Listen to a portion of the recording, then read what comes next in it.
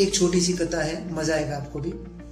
एक ब्राह्मण था जो बाढ़ आने पर अपने घर में बैठा हुआ था। वहां पर वो अपने छत पर पहुंच जाता है। उसके बाद में पानी धीरे धीरे बढ़ने लगता है। वो भगवान को याद करता है, प्रभु मैं आपने इतनी भक्ति की है और देख लो आज मैं किस परिस्थिति में हूँ। भगवान मेरा हाथ पकड़कर मेरे को यहाँ से बाहर निकालो।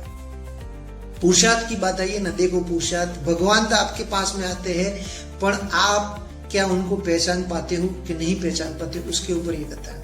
उसके बाद में वो ब्राह्मण चिल्लाता है कि मुझे बचाओ बचाओ बचाओ बचाओ, प्रभु मैं आपके बिना नहीं रह सकता, मुझे कैसे भी करके यहाँ से निकालो। थोड़ी देर बाद में एक पुलिस वाले आते हैं और एक छोटी सी नाव लेके आते हैं और उनको कहते हैं कि आ जाइए, आप हमारी नाव में बैठ जाइए। तो वो ब्राह्मण जो होता है वो जवाब देता है कि नहीं, मेरे प्रभु स्वयं मेरे को लेने के लिए आएंगे, तब जाके मैं लेने वहां पर पहुंचूंगा। उसके बाद पानी का स्तर जो भी होता है वो धीरे धीरे बढ़ता जाता है। उसके बाद में एक और बड़ी नाव आती है जो कहती है कि चलो आप हमारे साथ चलो, और पानी बढ़ रहा है स्तर, वहां से आपको 100% डूबने का खतरा है, आप यहाँ से निकल जाओ। नहीं, वो नहीं मानता, प्रभु आप स्वयं आएंगे तभी मैं जाऊंगा, नहीं तो। उसके बाद में एक हेलीकॉप्टर की व्यवस्था होती है कि बीच में कोई फंसा हुआ है, तो वहां पर एक हेलीकॉप्टर की व्यवस्था उसके लिए की जाती है कि वो कहीं ना कहीं उस सीढ़ी पर चढ़ के हेलीकॉप्टर से बाहर निकल आ जाए। अब आप सोच लिए हेलीकॉप्टर भी वहां पर आ चुका, फिर भी वो अपनी ही बात पर अड़ा रहता है कि जब तक मेरे प्रभु मेरे को लेने के लिए नहीं आएंगे तब तक मैं यहाँ से नहीं हिलूंगा।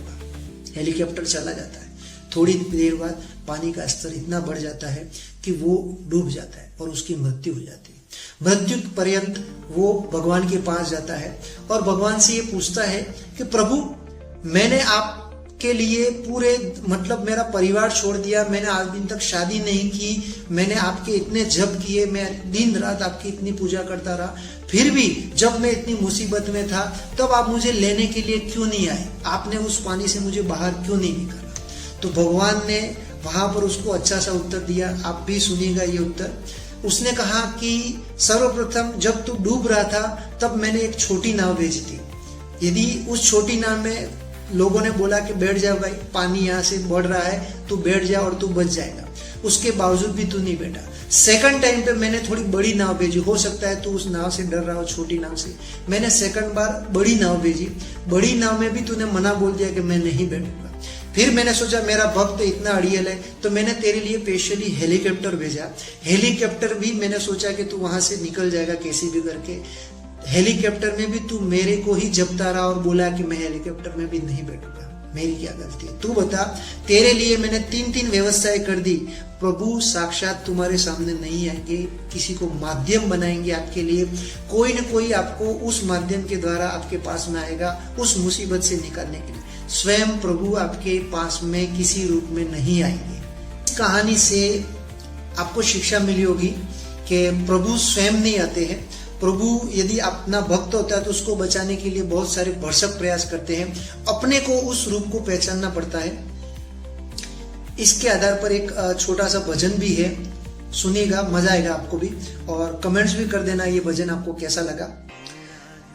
थोड़ा ध्यान लगा, थोड़ा ध्यान लगा के गुरुवर दौड़े दौड़े आएंगे, थोड़ा ध्यान लगा, थोड़ा ध्यान लगा कि गुरुवर दौड़े दौड़े आएंगे, तुझे सीने से लगाएंगे, अखियां मन की खोल, अखियां मन की खोल, तुझको दर्शन वो कराएंगे, थोड़ा ध्यान लगा, थोड़ा ध्यान लगा कि गुरुवर दौड़े दौड़े आएंगे, तुझे सीने से लगाएंगे, अखियां मन की खोल। थोड़ा ध्यान आप लगाओगे तो वो दौड़े दौड़े आपके पास में चले जाएंगे। आप ये भजन भी डाउनलोड करके सुन सकते हैं, बहुत अच्छा भजन है, मेरे दिल के बहुत करीब है ये भजन, जहां पर कहा जाता है कि भाई आप इतनी सी चीज उनके लिए करोगे तो वो आपको गले से भी लगा लेंगे और कहीं ना कहीं आपका उद्धार भी कर देंगे। इसीलिए भगवान की जो भक्ति भी करते हैं वो मन से कीजिए। आप कोशिश कीजिए कि जब भी आप भक्ति कर रहे हो तो 100% अपना दीजिए। जय श्री राम, जय हनुमान।